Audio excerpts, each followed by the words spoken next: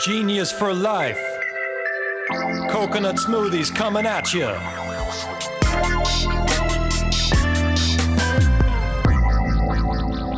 Hello. Welcome to episode 136 of 15 Minutes of Genius. I'm your humble and somewhat genius host, Alex Baer, CEO, co-founder of Genius Juice. And we have a great show today. We're literally filming this at 8 o'clock at night. So I think lucky for our guest, I believe he's on the West Coast. So it makes it easier for him to tune in and not be on East Coast time at 11 o'clock at night. So, big plug to Mark Nicholas. He's our guy, Mark at ManhattanBeachStudios.net. There he is. He's sleeping. It's pretty late. He's the sleeping Superman. The sleeping Superman. See? Not all people wear capes, but all people do sleep. All right. Words of genius here at 15 Minutes of Genius. Okay. So our guest, without further ado, he's going to make me fall asleep, man. That's why this guy is, I brought him on. We've done 5 interviews. We do it all kind of in segments at one time in a studio session, kind of like, Shark Tank where they do a lot at once. But this guy has a ton of energy. He's going to lift us up and make sure that we stay awake and feel energized and uplifted. So our guest, Paul Voge, he's the co-founder of Bora, which is one of the fastest growing sparkling waters in the country right now. Bora is a sparkling water made from herbs, fruits, and flowers for earthly tastes and heavenly feelings. We're currently sold in 1,000 retailers and online at Bora.com, and I'll add their tagline, Drink Weird Water. That's what I saw on their banner at Expo West. Paul, how's it going, my man? Hello, Alex. I will try my best to keep you awake. I know you've been filming a lot of these, so I'll try to bring a little bit of energy. I don't envy you. You must be tired. Definitely, but saving the best for last, and Good. There's no better way to also break the record of having 5 guests on, or a 5 guests taped. You're breaking the record with us, as you mentioned, so congratulations to both of us. Mark, key the balloons, key the confetti. No, I'm just kidding.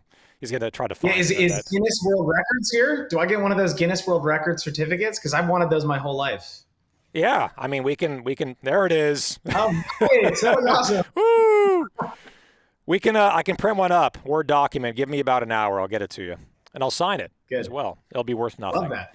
All right. Good. So let's get into your story. It seems like I laugh because it seems like almost yesterday we were on the phone when you first reached out asking me about Shark Tank maybe about 2 years ago, and now you're doing millions in sales. You're in thousands of retailers. You're growing. You've raised money. You raised a seed round.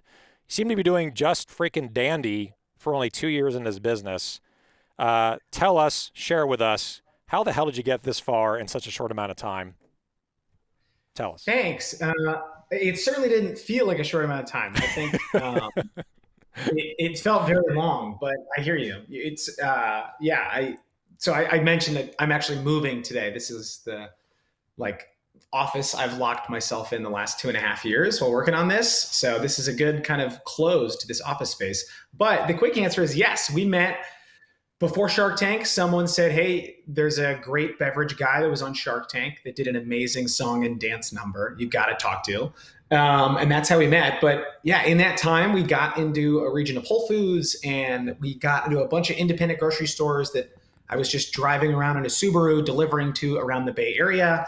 And then eventually, yes, aired on Shark Tank, mostly thanks to your great advice to get on the show.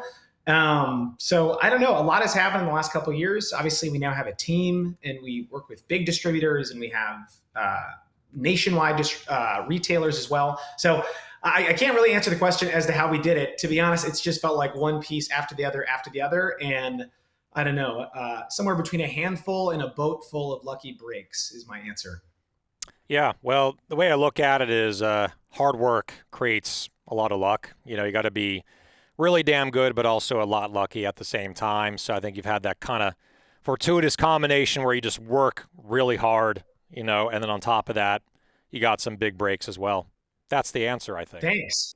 Yeah. Yeah. Well, it's been fun to say the least. The last 28 months of selling this product has been a lot of fun. 28 months, man. It's crazy, dude. I think you also picked just the right industry, right? The sparkling water, kind of like, the flavored water, but more high-end flavors.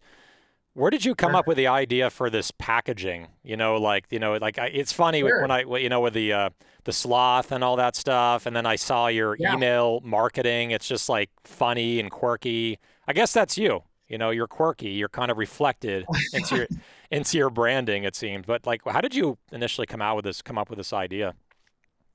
Sure. So the idea of the product was both myself and my co-founder and wife Maddie were drinking a lot of sparkling water. So we grew up in homes that didn't drink soda. So we were going to be addicted to sparkling water no matter what. But both worked in offices that had like a fully stocked kitchen, and it felt odd to us that sparkling water was certainly the most popular item in that office kitchen, but definitely the one that was least enjoyed, i.e., people were drinking it the most, but enjoying it the least. And that didn't make any sense. In that kitchen, we had kettle potato chips and Jenny's ice cream and RX bar and Justin's peanut butter. And it felt like, okay, we have all these craft options in very commoditized categories. Why isn't there a craft option in sparkling water? So that was the beginning. And similar to those brands, I'll use Jenny's or name a kind of third wave ice cream parlor near you.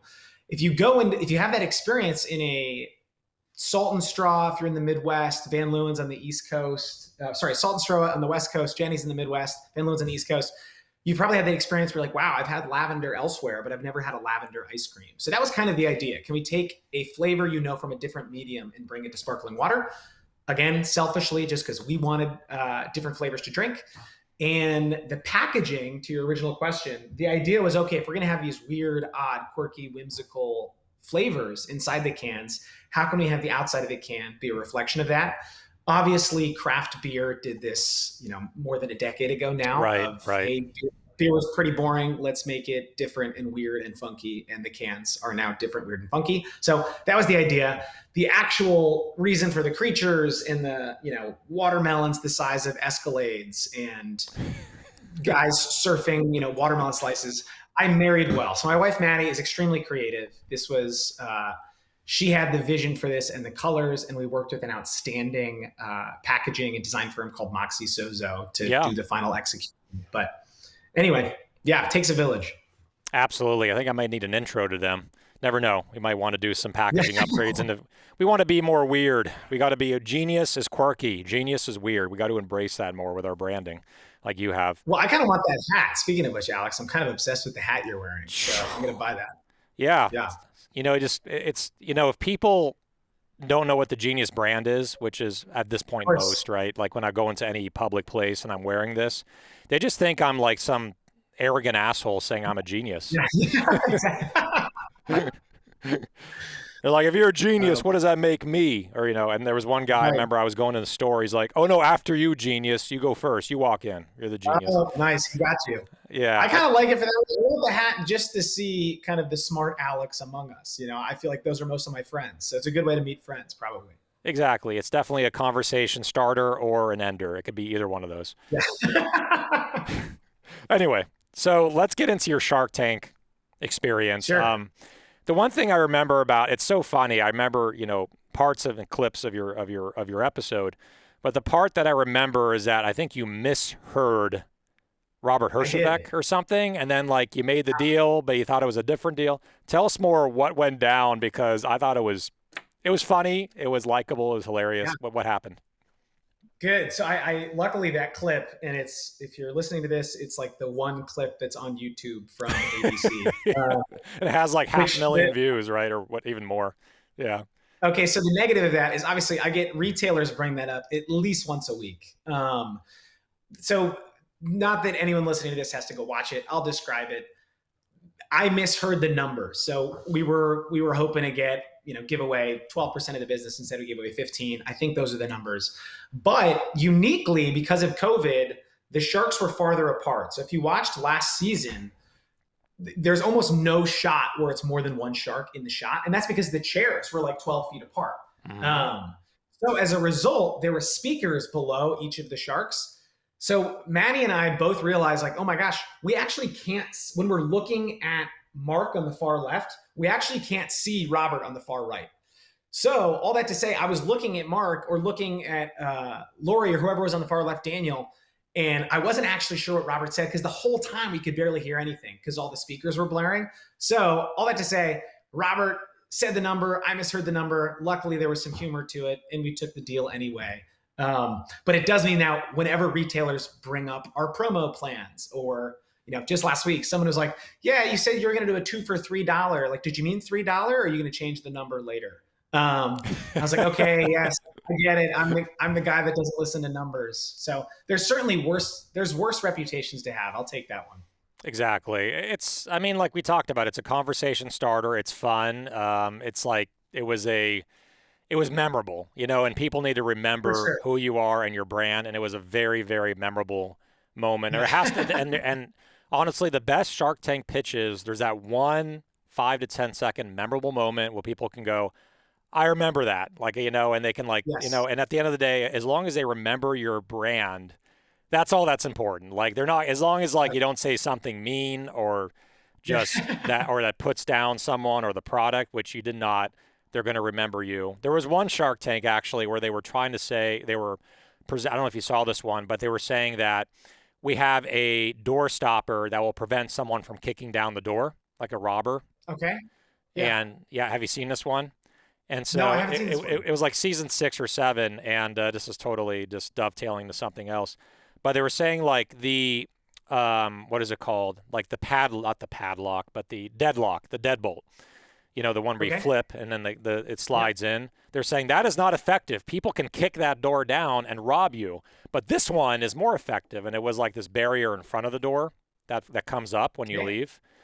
So they had a demo where they had a guy kick down both doors, right? One door had the deadbolt, one door had their invention, which was this thing that was near the ground, near the front of the door. Yeah. And so this big guy came in.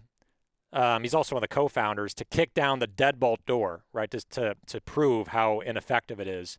He couldn't kick it down during the Shark Tank pitch. He couldn't Oh kick. my gosh. He like Oh, tried for a minute, like kicking the door down, kicking the that's a door bad down. one. And then like Damon's like, I'll take the deadbolt. I don't want your product. Yeah. And eventually they kicked the door down, but it made it memorable, maybe not for all the right reasons. But anyway, so that was good. Funny. And there was a Yeah. deal. Now, I don't know if you can publicly talk about this. Did the deal go through? And again, you don't have to comment on that. Yes, I signed both statements saying that I wouldn't talk about it, and I feel like I signed so many things that I'm sure even what I've said here so far, maybe I'm not allowed to say. Not that that matters. So anyway, all that to say, see the clip. I think that's the only thing I can do is refer to the clip. Thank you to ABC. And anyway, it was a blast. It There. was fun to film, fun to do, and it's a fun show. Everyone likes that show, so I was, felt honored to be on it. Love it. All right. So what is next for in the few minutes we have? What's next for Ora Bora? What's your vision? You're going to continue to pump this line? Are there new innovations in the pipeline? Tell us whatever you can tell us. Yeah, so we have kind of three things going on right now, and probably a fourth that'll debut by end of year. So we debuted in November of 2019 with 5 flavors: peppermint watermelon, lavender cucumber, cactus rose, lemongrass coconut, and basil berry. Ironically, 2 years later, here they are. Thank you. Uh, Folks that have been buying from us more than 2 years, we don't want them to get bored of these flavors. So we started this product because we were bored by conventional flavors. As a result, 2 years later, we've had to start innovating with limited edition flavors. So every other month now, we did one in October, in December, in February, in April. We'll do one in June, August, etc. We come out with a new flavor just for our email list. If they like it enough, it'll graduate to retail. So we have Sprouts taking a 90-day exclusive on our elderflower grapefruit flavor that started Love on it. the internet. It'll Love be it. real life and 380 Sprouts. So that's kind of the second thing. Limited edition flavors. Get on our email list. You can see them every other month. And even if you don't buy them, it's just kind of fun to see the new flavor, whatever the new innovation is. In April, I actually don't. When is this airing, Alex? I'm assuming a while from now, so I can just say it. Yeah, it's going to be about 2 months out. So I would say Okay. you're So in the you're in the clear. You're in the clear. I'm in the clear. Okay, so in April we will come out, or we have come out with an April LTO that's a lime cardamom flavor, and then the final piece is obviously people drink sparkling water mostly in multi packs. So we're debuting multi packs in a few retailers in the Bay Area right now. Hope to end the year in like 500 retailers with that 6-pack. As to new innovation, I'll keep my lips sealed, but hopefully by the end of the year, there is something else for Bora Bora consumers to get excited about. Love that. It's succinct, to the point, talking about innovations, and I'm excited to see what else is to come, man, because I guess you and your wife, you married well, like you said, great creative minds, kind of filling a void of these creative sparkling waters. The branding, I think, is absolutely genius. I'm not just saying that to blow Thank you. smoke. It actually is really, really good. At the end of the day, you're capturing people's eyeballs, and then they kind of zoom in. I call it the 10-3-0 rule. 10 feet away, they Sure. see like, what the hell is that? Let me take a look at it. It's so weird. It's so weird. I got to take a look at that. 3 feet away, it's in their hands, and then 0 feet, it's in their mouth. So brilliant, brilliant marketing job. Let's get into our next segment here, which is called what Mark was trying to do earlier, rapid fire questions. Rapid fire questions. All right. So, do you want to set another record? We've never had. Let's do it. I'd love to set a We've record. never had anyone go under. I think I'm going to put my timer on. Go under 30 seconds.